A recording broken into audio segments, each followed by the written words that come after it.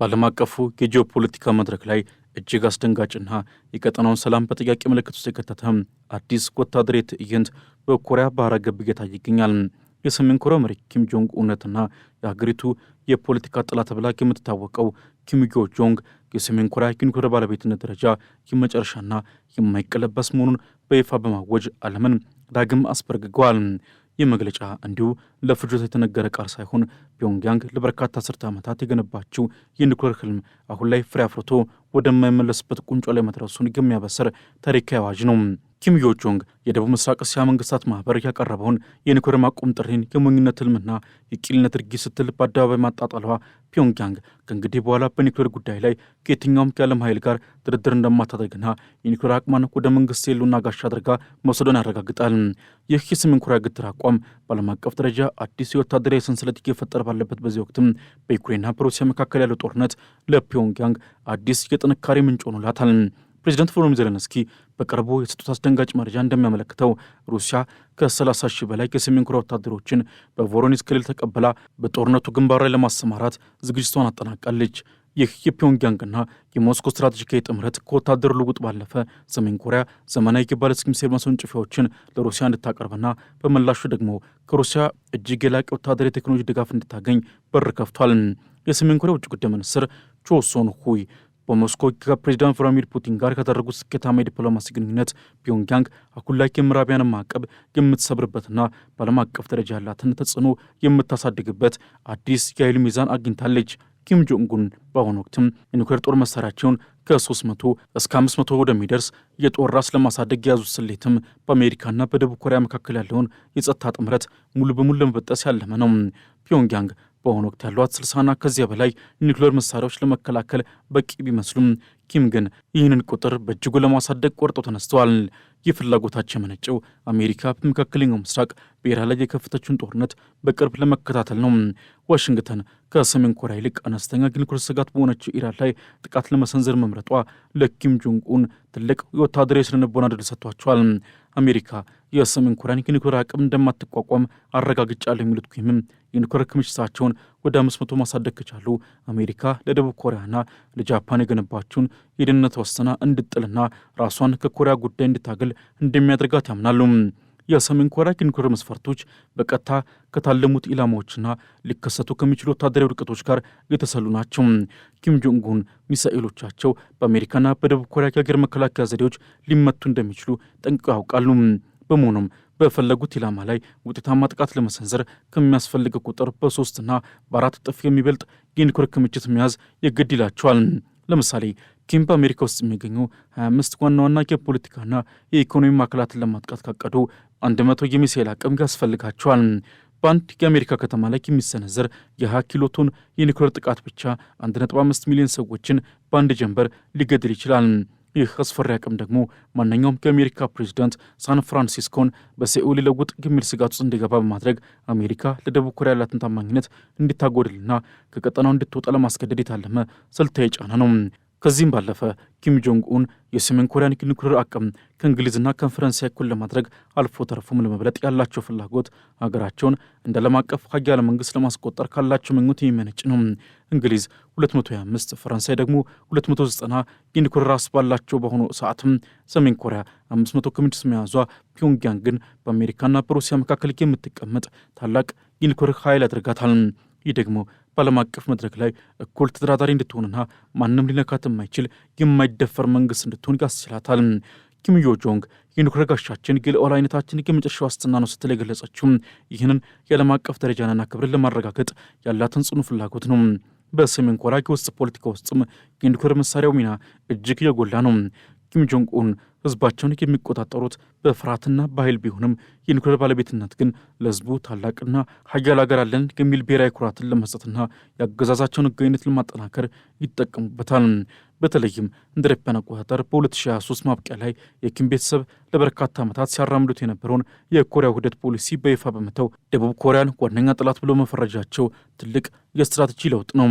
ይህ ለውጥ የመጣው ሰሜን ኮሪያውያን የደቡብ ኮሪያን የላቀ የኑሮ ዘይቤና ባህል እያወቁ መምጣታቸውና ይህም በአገዛዙ ላይ ስጋት በመፍጠሩ ነው።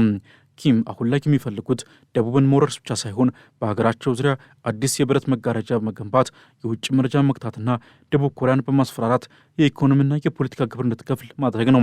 በደቡብ ኮሪያ ላይ የሚሰነዘረው የኒውክሌር ዛቻም እጅግ ዝርዝርና ስልታዊ ነው። ሰሜን ኮሪያ የደቡብ ኮሪያን የአየር ማረፊያዎች፣ ወደቦችና ወታደራዊ ትዕዛዝ ማዕከላትን እንደ ኒውክሌር ኢላማ መለየቷን በይፋ ገልጻለች። ይህ ደግሞ ደቡብ ኮሪያ ያላትን የቴክኖሎጂ የበላይነት በኒውክሌር ኃይል ለማምከን የታለመ ነው። ኪም ጆንግ ኡን የደቡብ ኮሪያን ሕዝብና መንግስት በማስጨነቅ ሴኡል የራሷን የኒውክሌር መሳሪያ እንዳታመርትና በአሜሪካ ጥበቃ ስር ብቻ እንድትቆይ በማድረግ ውሎ አድሮ አሜሪካ ስትወጣ ደቡብ ኮሪያን በቁጥጥራቸው ስር ለማዋል እቅድ አላቸው። የኒውክሌር አቅማቸውን ወደ 500 ማሳደግ ደግሞ ደቡብ ኮሪያ ራሷን የኒውክሌር ባለቤት ለማድረግ ብትሞክር እንኳን ሰሜን ኮሪያ ምንጊዜም የበላይ ሆና እንድትቀጥል የሚያስችላት ነው።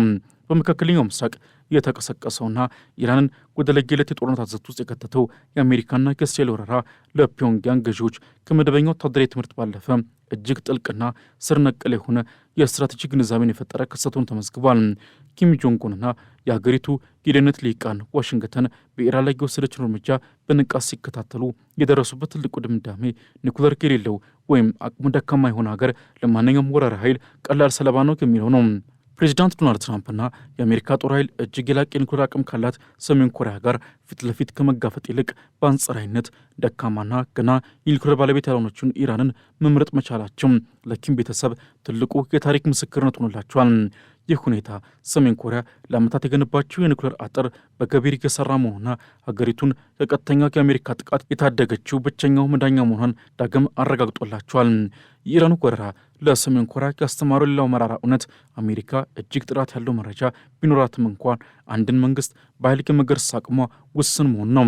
አሜሪካ በኢራን ላይ መጠነ ሰፊ አየርና የምድር ጥቃት ብትሰነዝርም የኢራን መንግስታዊ መዋቅር ሙሉ በሙሉ ማጥፋት አለመቻሏን የተመለከቱት ኪም ጆንግ ኡን የአሜሪካን ወታደራዊ ግርማ ሞገስ መጠራጠር ጀምረዋል። ይህ ጥርጣሬ ደግሞ ሰሜን ኮሪያ በደቡብ ኮሪያ ላይ ያላትን የኃይል የበላይነት ለማሳየትና አሜሪካ ለደቡብ ኮሪያ የገነባቸውን የተዘረጋ የማገጃ ዋስትና እንዲፈተሽ አድርጓታል። ኪም አሁን ላይ የሚያሰሉት ስሌት አሜሪካ በኢራን ግንባር ጠምዳና ደክማ ባለችበት ወቅት ለሲኦል ስትል ራሷን ለሰሜን ኮሪያ የኒውክሌር ናዳ አታጋልጥም የሚል ነው።